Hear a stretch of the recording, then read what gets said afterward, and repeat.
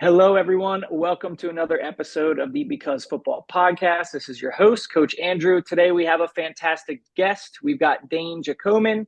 He's originally from Pittsburgh and is currently a goalkeeper for Loudoun United of the USL Championship. Dane, thank you so much for joining us. Thanks for having me on. Absolutely, man. So we mentioned, originally from the Pittsburgh area. And so I'm curious, as a kid, what were some of your earliest experiences playing or watching the game of soccer? Yeah, so early experiences playing soccer. As a kid, I was always like a multiple sport athlete growing up. So soccer, I've been playing soccer since the age of 4. It seemed like all my friends in school were kind of playing rec soccer at Pittsburgh Dynamo, and yeah, just kind of fell in love with the game from an early age. My dad played the game. My uncle played the game. My Okay. grandfather played the game all collegiately. So yeah, from a young age, I kind of always had a ball at my feet. And um, growing up, I also played baseball, basketball, a little bit of hockey. So it was never like, okay, like soccer is just the path, the sport. But I'd say by the time I got to high school, I really realized that soccer was something that could take me places. It could take me into getting into a good college. It could take me into maybe even the professional ranks. And I think as I evolved in the game through high school, I just set kind of bigger and bigger goals for myself and where I wanted to go with the game. Um, and I'm just incredibly fortunate and blessed that it's taken me to some wonderful places. University of Pennsylvania first, and now here at Loudoun in the USL Championship. I'm very, very thankful for those experiences that I had as a kid that have kind of shaped where I'm at now. And given you with your family background, right? You said your dad, your uncle, grandfather. Do you think they kind of helped to set you up on that path, or was it more kind of like hands off of, hey, you just kind of pick whatever sport or whichever direction really strikes you as your passion? I mean, my mom and dad were always just they had the mentality of like just put me in front of good people, good coaches, people that just are passionate for what they're doing. And as long as you do that, like there's really no need to like force me one way or the other. I feel like a lot of it happened pretty organically. Like for example, I didn't even the decision wasn't even my own to like play goalie at first. Like I was playing travel ball. I think at like 9 years old, just playing travel ball with my buddies, and like our team didn't have a goalie. Yeah, at the time I was pretty talented baseball player, and one of my buddies was the same way. And so our coach goes, does anyone want to play goalie?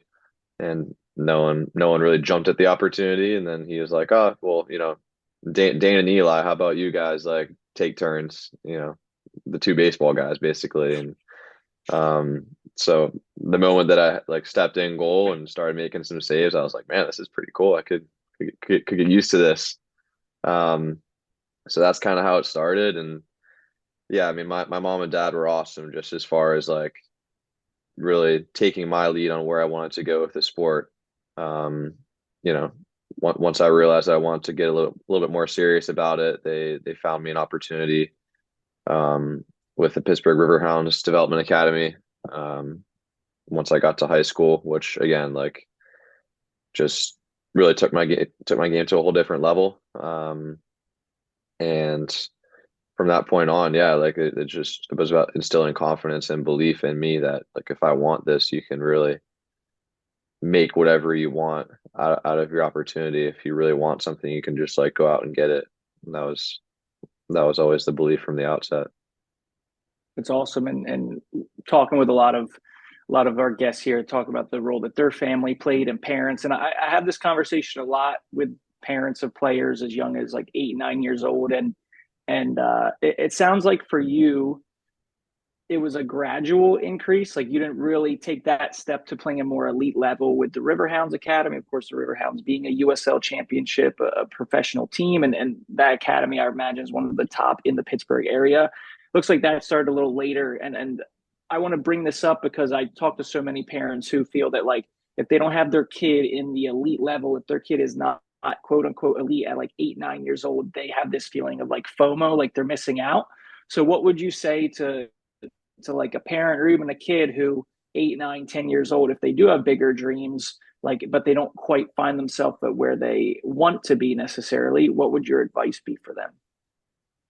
I would just say at that age, like just have fun with the game first and foremost. Like you if you really want to get places in the game of soccer, those opportunities are going to be there for you if you just consistently put in the work at it. It doesn't matter, if you're playing club level, best development academy in the country. Like if you're training every day and you're having fun what you're doing and you're playing competitive matches, like you're going to get to where you want to be. So there's no really stress or worry um, at that stage. And for me, like I just enjoyed it. I enjoyed the people I was doing it with. I enjoyed my teammates. I was fortunate to um, yeah, just have some really good coaches that kind of pushed me in the right direction.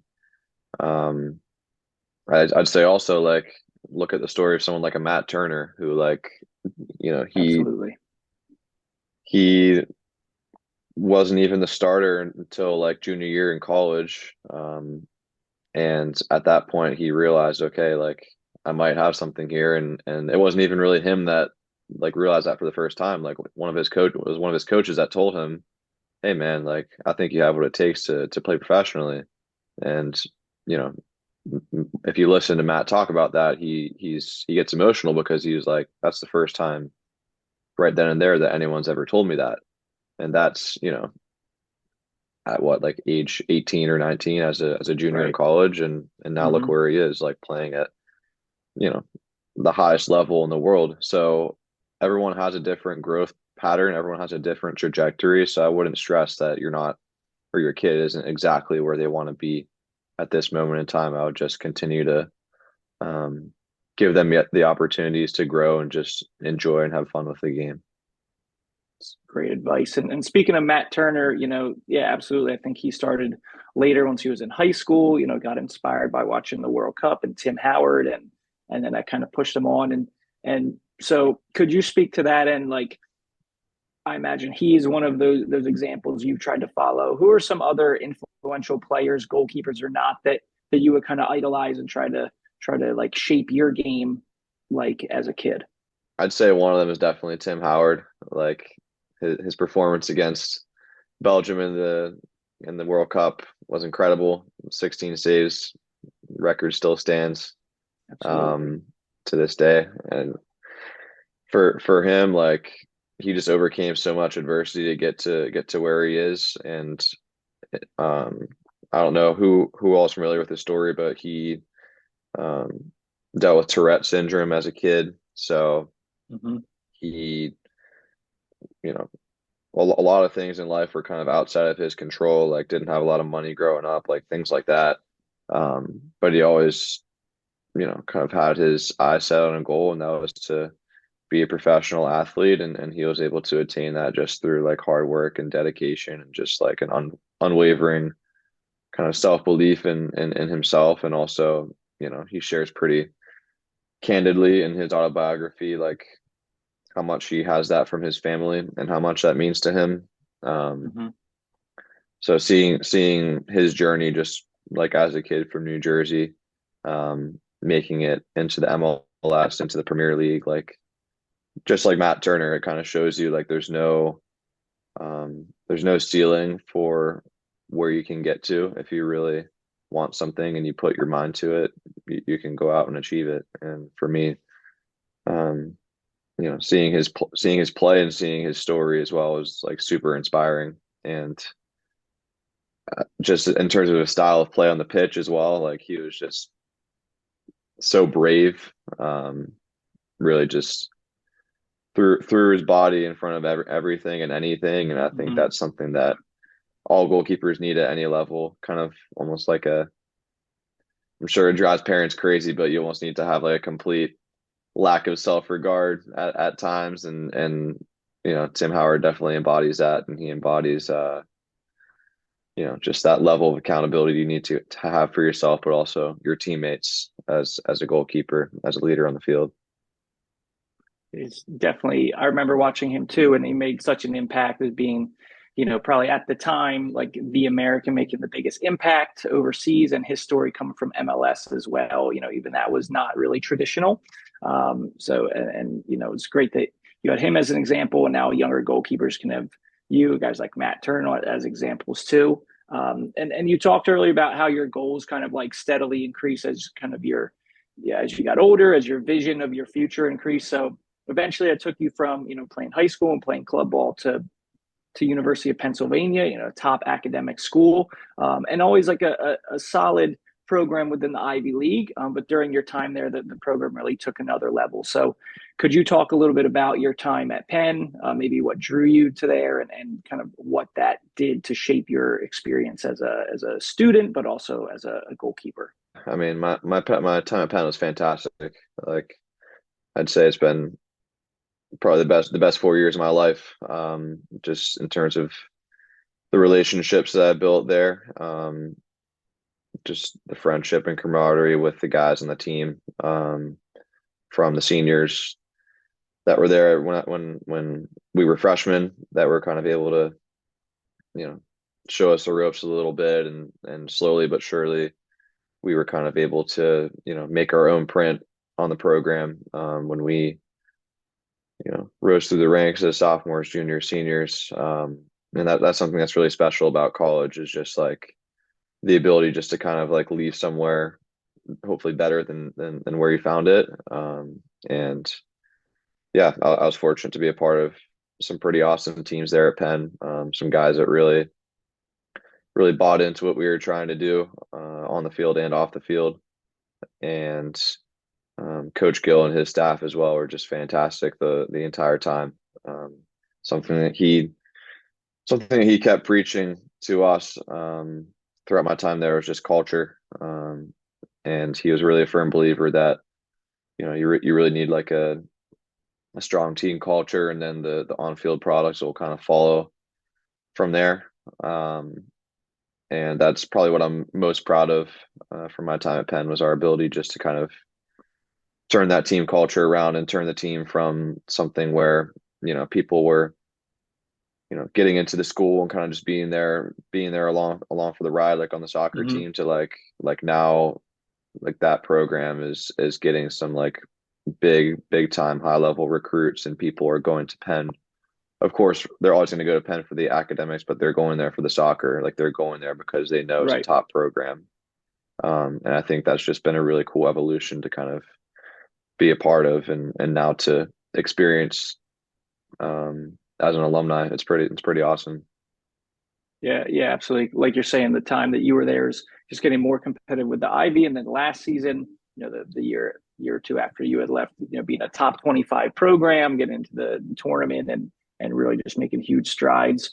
At what point, during your time at Penn, did you start to really look towards the next step of thinking like, all right, I know I'm going to have a great education. I'm going to leave school with a great degree, and set myself up for a great long term career. But I want to keep this soccer thing going. Like, when did that start taking shape in your mind? And then, like, how did that kind of change your approach, to your own soccer playing style, and what you're doing to prepare? Yeah, I mean, I think I always had my sights set on making it to the professional ranks. Really, before I got to Penn, that was really the main impetus for my move to go to the DC United Academy, when I was a senior in high school, because the Pittsburgh Riverhounds Academy was the highest level, academy in the Pittsburgh area, but, it didn't have kind of like the same, I guess, like upward trajectory that the Mm. development academies did. Now it's MLS Next Pro, but at the time it was the U.S. Development Academy. So yeah, really, when I got there to DC, and really got into a professional training environment, being able to train with the first team pretty consistently there, um, as a 17-year-old, that really kind of opened my eyes to a lot of things, and really how things were done at that level, and it's something that really had some appeal to me, and something I wanted to, you know, always return to, like not rush into right away, because I still, Right. wanted to get an education, wanted to play college soccer.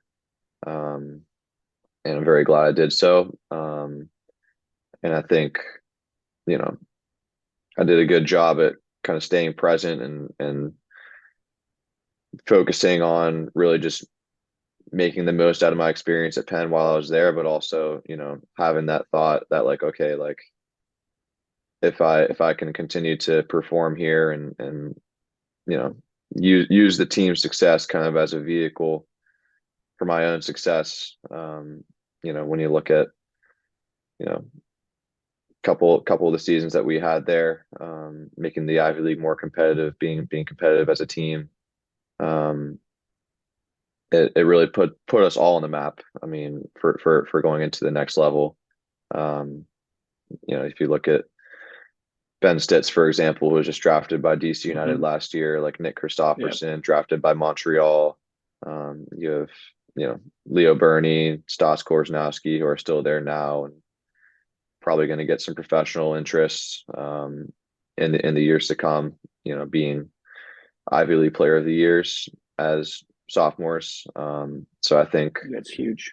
Yeah. yeah, there are just more and more people now that are going into that program and performing well, and they're going to see more and more opportunities kind of present for them when they leave, if they just keep following that path. And I was incredibly fortunate to be able to do that during my time there as well. Yeah, it's huge. You're like one of those trailblazers, right? And the guy who kind of showed, hey, it is possible. And then now scouts and clubs start to look at the name of, Penn a little bit differently. But I wanted to talk a little bit too about, during your years at Penn, what you did to prepare in the off season in the summer. That's obviously how you and I met through the Westchester United program, with USL League Two.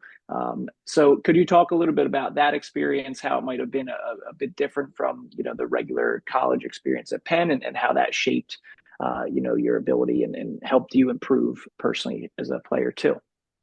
Yeah, so Coach Gill encouraged pretty much all of us, at Penn, to keep playing in the summer, keep sharp, and not just like training on your own, but really finding a team to go out and continue competing with, and getting games with. So he had a good relationship with Blaise Santangelo, head coach at Westchester United. So there was a large group of us that went there and played during that summer, after junior year. I mean, that was my second year with them. I went there, um, after our COVID season was shut down as well, just to continue to get games. Which, again, Mm-hmm. Coach Gill kind of urged us, hey, like, we might not be playing, but there are other teams that are playing out there. Like, this could be a good opportunity for you guys.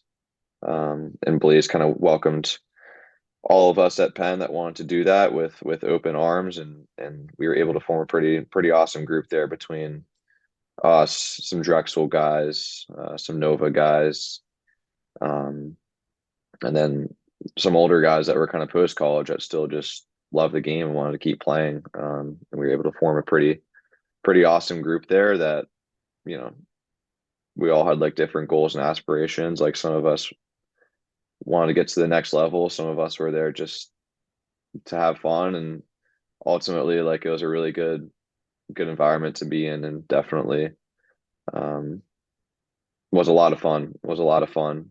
The USL two is a good level of play as well, so I think that prepared me well going into my senior year. Um, at Penn, we were able to make a run to the national quarterfinals there at Westchester. Um, and yeah, so I would encourage anyone, like, you know, throughout their college career in the off season, just to kind of go out and seek those opportunities, because they're high level games, and it's also something where, you know you can get into pretty good practice with, you know just quick team building, right? And Mm-hmm. getting with a new group, and being able to bring that together, and hopefully produce some pretty good results from it in a short period of time. Yeah, I'm glad you brought up the team building piece and just the overall experience with Westchester United because I know that's something that Blaze really pushes and believes in, just trying to make like a fun, definitely competitive, but just a fun environment. And it's much different, I think, than the average college environment where there's so much planning, there's so much discipline, right? There's like these high standards you're being held to, but then they're still able to play great soccer, but with a different group. How important is like the team side, like you said, of just being a good teammate, of trying to contribute to that team chemistry, and does it really have an impact on performance? Do you think it is important for a championship team to be able to click, or is it more important just to have kind of the most talented players and hopefully there's some good vibes among the group? Yeah, I mean, I think every coach has a different way of getting there. Um, you know, I think college soccer, you have a lot more time to kind of like build that structure and that schedule and that way of doing things, and you spend kind of every waking hour around your teammates, around your coaches. So it's going to just naturally be a much more structured environment. Um, and at Westchester, yeah, I mean, Blaze did like a fantastic job of just looking at us and being like, "Hey, man, like we're gonna take this thing like however far you guys want it, and we're gonna come out here and just have fun. Like I'm gonna roll the ball out for you guys." And he used to always say like, "The ball is your teacher." Um, he would roll the ball out and just be like, this, I'm not your coach. Like this is your coach. Just like go out and play. Um, and so I think that yeah, that really resonated with us. Just to enjoy the game, like and enjoy each other, enjoy each other's presence, and don't take yourself too seriously. Like when you're in between the lines, yeah, of course, just like you know, compete hard and go for every ball like it's the last one you're ever going to go for. But like you know, when you step outside those lines, you just be a good person, be a good teammate, like make real efforts at being friends with your teammates like outside of soccer, Mm-hmm. and that will just it's gonna make the on-field product so much better when you kind of make the effort to build those relationships with your teammates off the field. And yeah, the best teams that I've been on really had that level of camaraderie where like we just generally there are good vibes around the team. So I'd say that is kind of like the underpinning for any successful team. And of course, like if you have the talent kind of stacked on top of that, that's when you can do some really special things.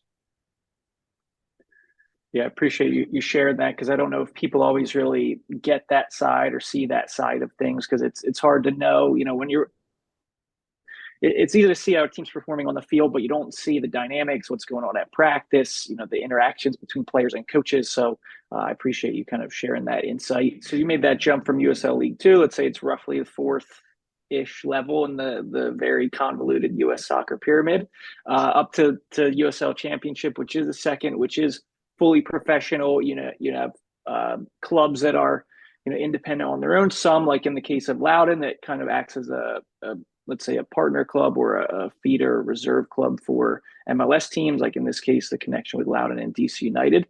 So when you made that jump of, two or three steps up in that soccer pyramid, what was the first thing that kind of struck you as being different? Obviously, other than getting a paycheck, but like, what would you say when you got into that environment? What was like the biggest thing you kind of noticed as a change?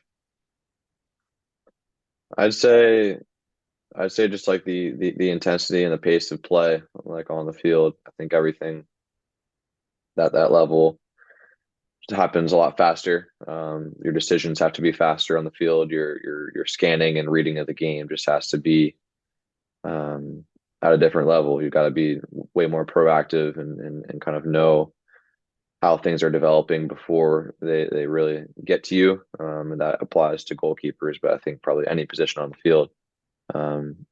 You look at like the best midfielders in the world, for example, they're checking their shoulders every second Scanning and a half constantly. and Yeah. constantly scanning because things are just so happening very fast around you and the picture's constantly changing.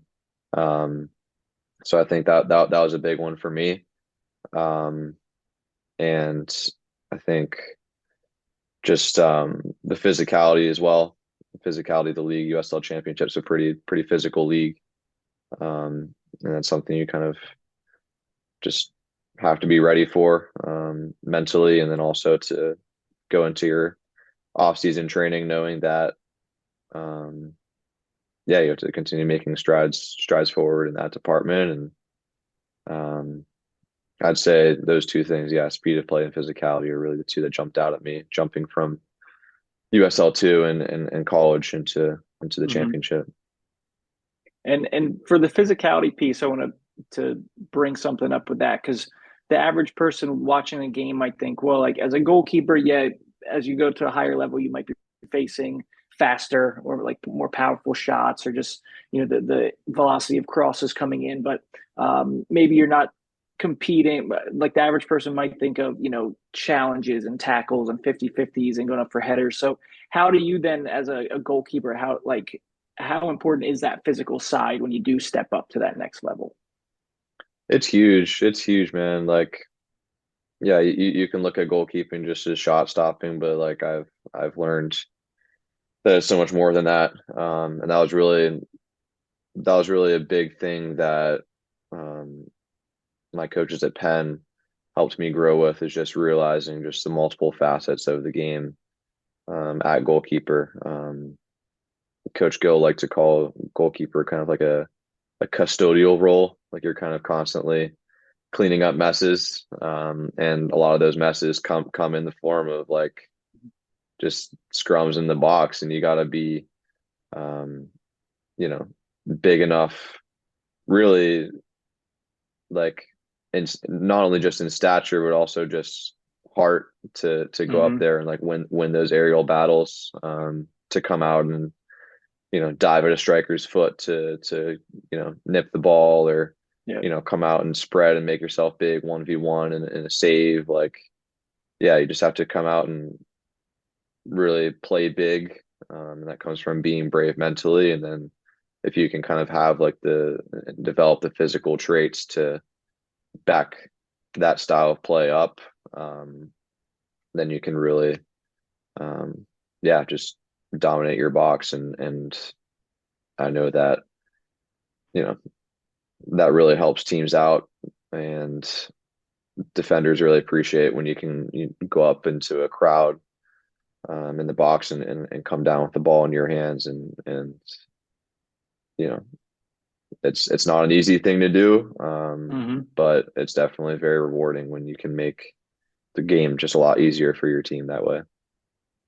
And you were talking too about the physical side, earlier before we started, of saying that your off season is going to be a lot of physical work, a lot of strength work. So that's obviously coming through and from what you're saying. But I'm curious for any other, young aspiring goalkeepers or just like a soccer parent or someone looking to learn more about the goalkeeper position.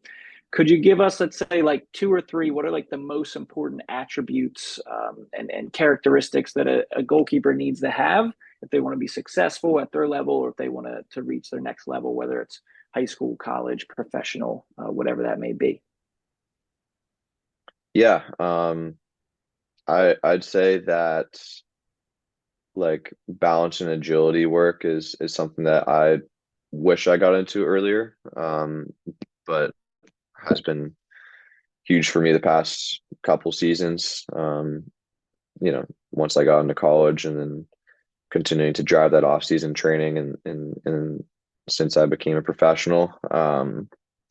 So, whether it's just plyometric work, like a lot of single leg, sticking on one foot,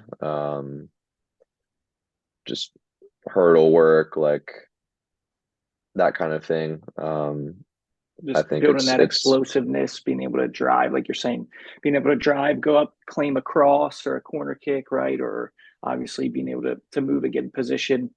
For me, as someone who has been very much more interested in scoring goals throughout my soccer career and watching those, one thing I've picked up in the last few years as a coach that I never realized was like the importance of the footwork and, like you said, the agility and balance. Like, and I say this even if I'm working with beginning goalkeepers when I'm training them from time to time, is like how important it is.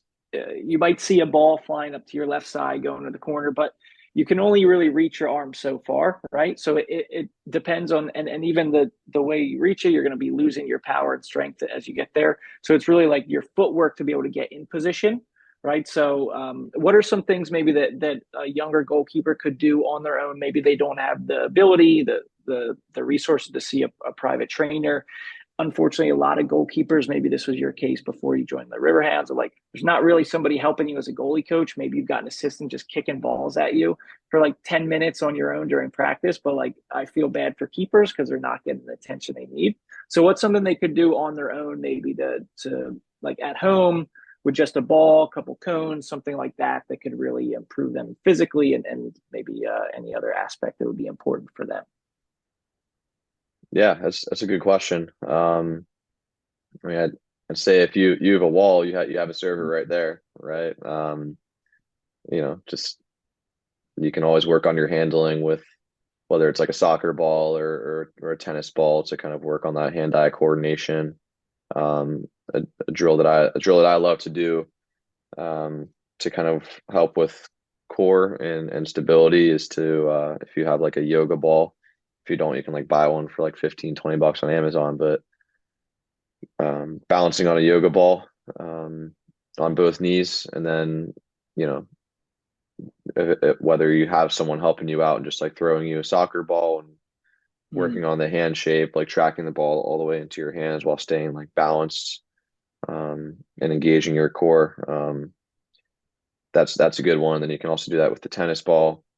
And then I'd say, yeah, like as long as you have cones as well, you can just do like a bunch of different patterns of footwork. That doesn't really, it's boring, but doesn't really require that you have a ball or someone serving to you or anything like that. Like if you have someone um, to hit you a ball after going through the sequence of footwork, that's great. Um, but it's not necessarily needed.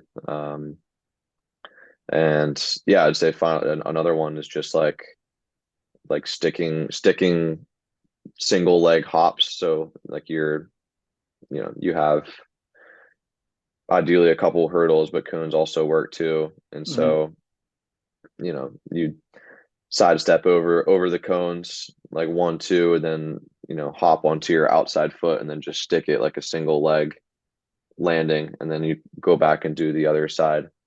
Um, Again, just helps with agility and also stability because as a goalkeeper, your set position, you need to be very strong and you need to have mm. really like all the muscles in your body engaged in that set position to be able to get a strong hand or a strong foot on the ball.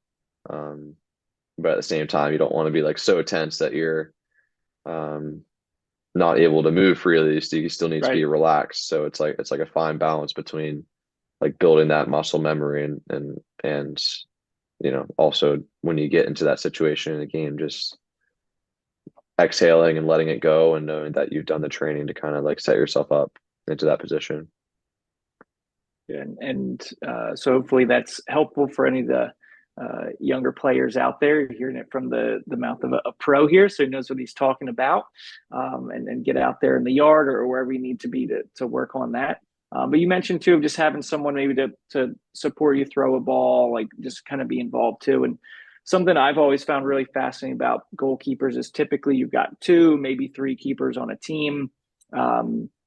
And it always seems like there's like this tight like brotherhood of keepers, but at the same time you guys are all like competing, right? And I've always thought it's such got to be such an interesting and really nuanced type of dynamic where like you want each other to push on and become better, but then like at the end of the day you still want to be the best one because only one guy gets to play generally, right? So like what is that like, whether you're at the high school, college, pro level, like to be kind of part of that group, and how does that kind of how do you kind of create like a successful group, but then also obviously deep down everybody wants to play themselves because they're competitive. Yeah.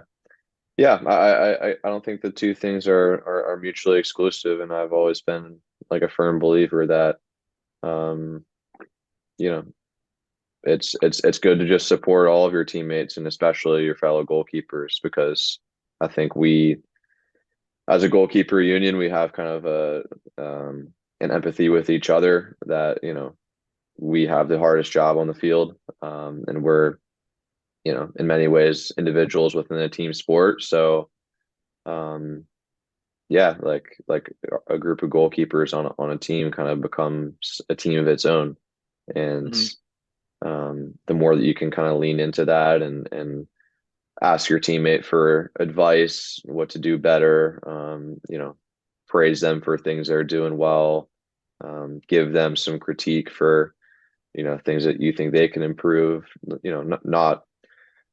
not holding things back just because you're competing and you want to play, like just Right. doing everything you can just to push each other forward and help each other develop because Hmm. um you know you're really only going to get as far as like your relationships with the people around you, and the more that you can kind of drive those forward, the more successful you're going to be, and also just the more fun your experience is going to be. Exactly.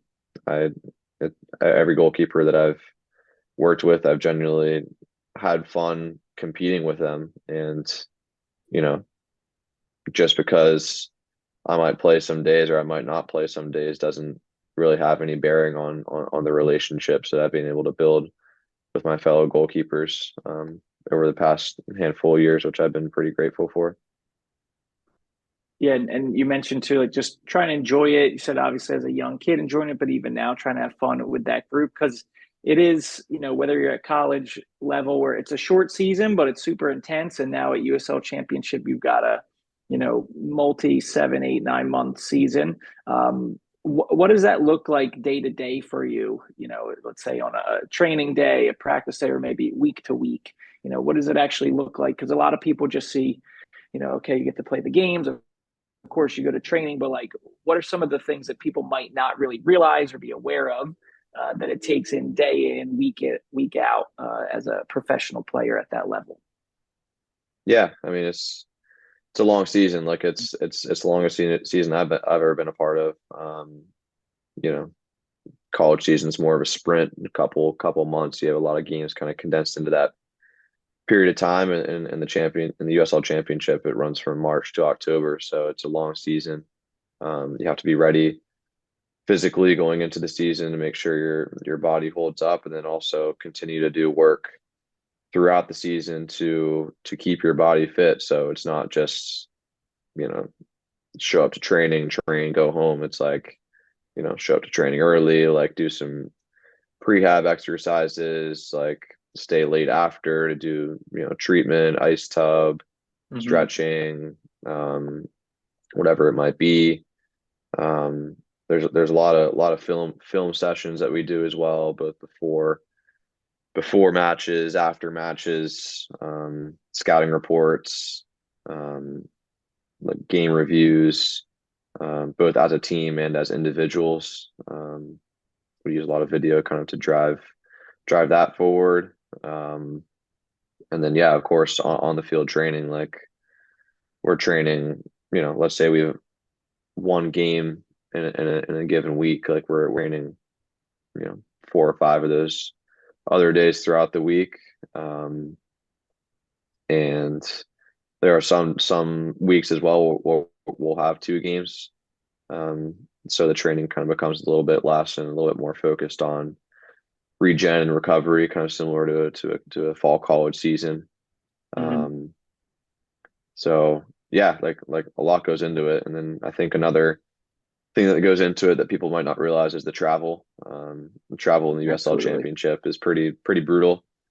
Yeah. Um, long trips, long away trips. We've had a handful of just early flights. You know, West Coast trips where you're kind of going out like 2 days before the match to acclimate yourself to time changes, different climates.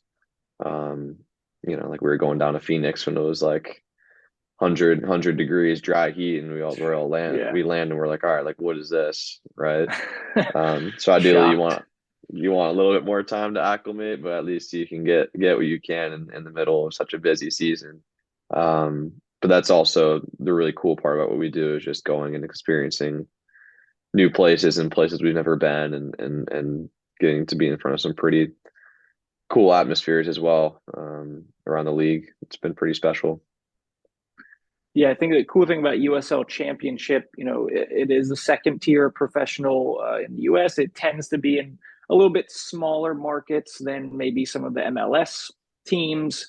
But because of that, you have the local communities like really involved and engaged, right? And so I'll catch highlights of different leagues and follow different teams on social media. And there's really like, although you're not getting the same crowd size always as MLS level, like you're really getting a lot of that engagement and a lot of that passion. So,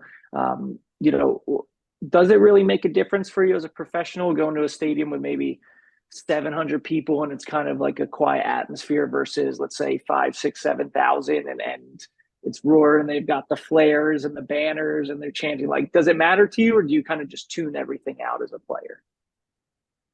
It matters. It definitely matters. Like it's you're focused on the task at hand, on the field and what's playing out in front of you. You're not really focused on who's saying what to you behind the goal or anything like that. And I think when you go into those kind of larger stadiums, those like more rowdy atmospheres, um, I try to just use that crowd noise as fuel. And your adrenaline gets pumping a little bit more when you have that noise and that constant kind of Of course. raucous. Yeah. Going into Detroit, for example, was a really, Yep.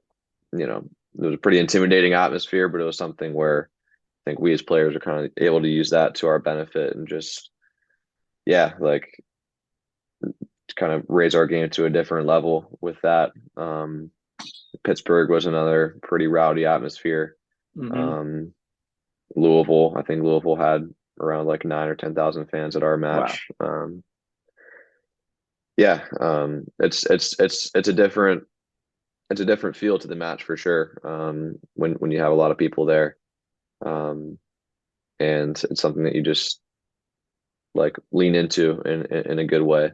Um, I would say, yeah, And yeah, as a goalkeeper, right, within that atmosphere, you're a little bit unlucky because you get to be a sitting duck for the chants and the insults for people, 10, 20, 30 feet away from you for like 45 minutes, or then you switch sides.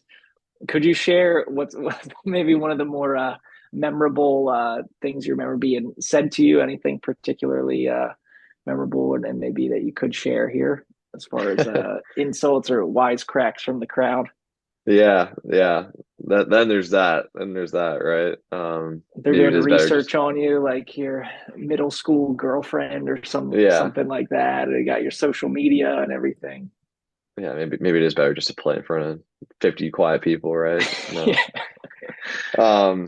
No, that's part. I find that stuff pretty funny. You can kind of have some laughs with your teammates after the game and be like, did I hear them saying that? Couple times this season, away fans have been calling me Big Bird because we had this like yellow, like all yellow goalkeeper kit. So like Big Bird, Big Bird. So that's been one. Okay. I think, and I've heard my girlfriend's name thrown out there a couple of times. That's a Oh wow, classic. they're doing their research. They're Yeah. they're doing their oppo. Yeah. Yeah. Um, in college, I was told that my mother doesn't love me. They're like they like Dave, like Sabrina doesn't love you. It's like, oh, Man, that's they're getting the first names and everything. that's nice. That's kind of harsh.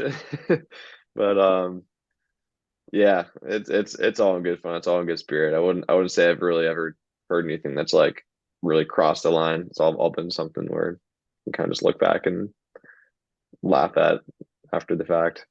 Yeah, makes that those 3 points a little bit sweeter, right? Especially away from home, be able Yeah, to shove it back right in their faces. yeah, And kind of speaking of some of the atmospheres, the competition you faced last year, the opportunity to play against a pretty well known opponent. Could you tell me about that experience last year of being able to get some minutes against Bayern Munich and what that was like. Yeah, that was awesome. That was awesome. That was definitely the highlight of my season last year. To be able to get that opportunity, I was extremely grateful to the DC staff to kind of like trust me and give me that opportunity. Going into the match, I wasn't really sure if I was going to get minutes. I know that obviously I knew I was rostered, but the plan originally was to give the starter of the match the 90 minutes, and then at halftime was warming up, and DC's goalkeeper coach Diego, he comes over to me and he's like, "Hey, like, be ready to go in second half. Like, I'm talking to Wayne right now. Like, I'm not going to promise anything, but like, be ready." And so at that moment, I was just like, my heart started pumping so fast, like out of my chest, and Yeah. I was like, man, like, is this going to happen? And minute 45 to 60, I'm just um, you know there in the corner with the other subs, kind of running up and down, keep looking at the clock, and then Diego comes It's down. like the He's like, slowest 15 minutes of your life, right? "Oh, seriously?" And yeah, the clock was just like bleeding away. And my heart is just racing this entire time. Adrenaline's going, and then Diego comes down around, like, I don't know, minute 60, and he's like, "Yeah, you're gonna go in around minute 70." And so I did a little bit of stuff with the ball. There's only like so much that you can really do, like in a corner of the Mm-hmm. field, to like warm up. Um, but yeah, I caught a couple of volleys, did a couple of dives, and went in, and just took a moment just to kind of look around and take in the atmosphere and everything kind of happening around us. And 20,000 people at Audi Field, like, not an Yeah. empty seat in the house. Mostly Bayern Munich jerseys, honestly. Right. Yeah. Yeah. But we still had our DC fan section kind of showing out behind us, and chanting and being loud. And um, yeah, that was just incredible to step out there in that type of environment with those type of players in the field. Like, you know, Muller was on the field at the time, and yeah, like, we actually held our own pretty well in the second half. Ended up losing the game 6-2, but I think the second half was, we scored two, they scored two. Okay. Was fortunate enough to make a couple of saves. Um, and unfortunately, Muller got one on me on a breakaway, um, which there's a pretty good picture of him just kind of standing there with his arms up like this, looking at the DC crowd. Um, and so would have loved to save the breakaway, but I can also Yeah. look at that and be like, hey, man, that's a World Cup winner. He's done that hundreds and hundreds of times. Like, Exactly. it's if there's anyone to let up a goal to in that game, that's him. Yep. But no, that was an awesome experience, and also just good for me to build my confidence as well, to know, like, hey, like, if I can step out and put in a good performance, and um, you know, make some good saves against a team like Bayern Munich, like, who's to say I can't do that um, whenever my number is called, and Mm-hmm. so that really gave me confidence going into the rest of the season, and into this season, that I do have what it takes. So yeah, that was just awesome for me on so many levels. Absolutely. Yeah, I can't that's gonna be a definite story you're gonna be telling for a while, with such a legendary club and team to be part of that. And then with the DC connection, opportunities to to be involved with Wayne Rooney, right? And his obviously, his career as a player, now as a coach.